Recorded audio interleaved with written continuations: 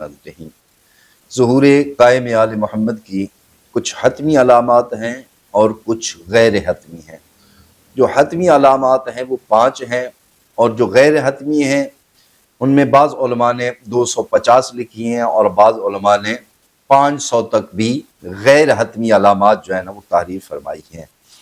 ان میں سے چند ایک جناب کی نظر کرنا چاہتا ہوں۔ سب سے پہلے جب سرکار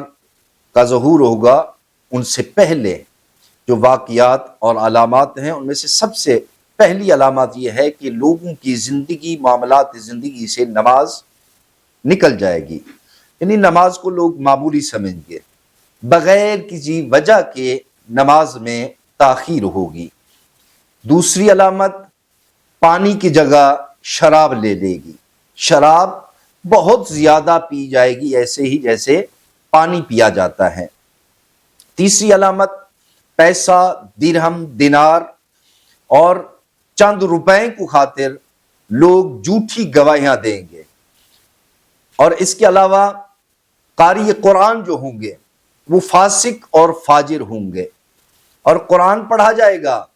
لیکن سر کے لیے پڑھا جائے گا، اور مجمع عام میں قال اللہ الحکیم قال رسول اللہ صلی اللہ علیہ وآلہ وسلم ہوگا، لیکن تنہائی میں بدکاریاں ہوں گی۔ عورت کی بادشاہیت پوری دنیا میں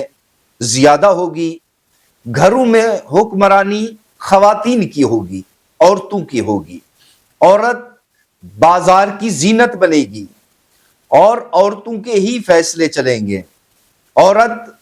گھوڑے کی زین پر سواری کرے گی، اور علماء، چند ایک علماء بھیڑیے، یعنی بھیڑیے جو ہے نا وہ علماء والا لباس پہن کر مال دنیا اکٹھی کر رہے ہوں گے۔ اس وقت کے حاکم جھوٹے ہوں گے، وزیر اور امین خائن ہوں گے، سچ پر پابندی ہوگی، اگر کوئی سچی بات کرتا ہے تو اس کو لوگ جھوٹا کہیں گے، اور جھوٹے بندے کی حوصلہ افزائی کی جائے گی، یعنی سچ جھوٹ بن جائے گا اور جھوٹ سچ بن جائے گا۔ لوگوں کے علم ہوگا کہ یہ بندہ سچا ہے لیکن اس کے باوجود بھی اس کو جھوٹا کہیں گے،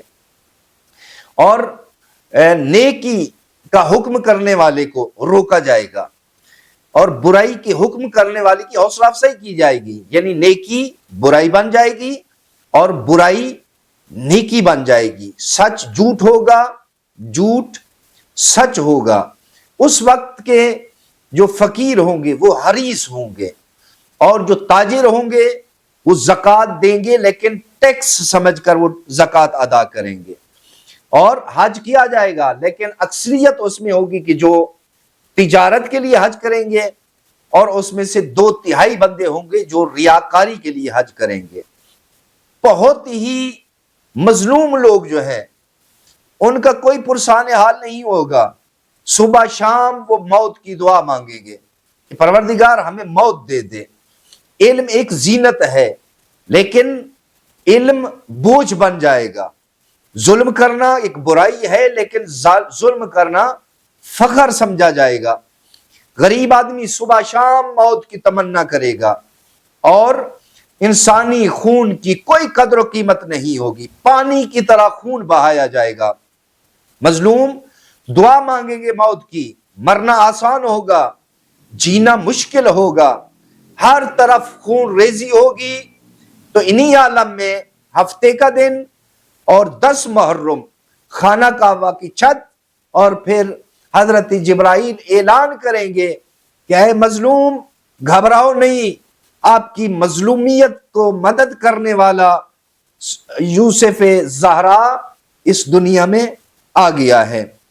اور سرکار کا پھر ظہور ہوگا، تو پھر انشاءاللہ یہ تمام مسائل جو ہے نا وہ حل ہو جائیں گے۔ اور اس کے بعد کچھ حتمی علامات ہیں اور اس کے علاوہ غیر حتمی بھی ہیں، اور جو حتمی ہیں ان میں سے سب سے پہلی ایک جو ہے وہ یہ ہے سفیانی کا خروج۔ یہ ظاہری طور پر بہت مومن بنے گا، مسلمان بنے گا، ایسی ایسی باتیں کرے گا کہ لوگ اس کی طرف متوجہ ہوں گے، لیکن یہ اتنا ظالم ہوگا کہ عورتوں کے پیٹ چاک کر کے اور وہاں سے بچے نکالے گا، اور یہ قتل و غارت کرے گا، لوگوں کو زندہ جلا دے گا، یہ پانی میں لوگوں کو غرق کرے گا، لوگ پریشان ہوں گے۔ اور اسی عالم میں امام کا جب ظہور ہوگا تو پھر خدا کا یہ وعدہ ہے کہ میں پوری کائنات کو عدل و انصاف سے ایسے بھر دوں گا کہ جیسے یہ ظلم اور جور سے بھر چکی ہوگی۔ دعا ہے کہ اللہ کے دو عالم ہمیں امام زمانہ کا سچا سپاہی اور ان کے سچی سپاہیوں میں ہمارا شمار فرمائے۔ السلام علیکم۔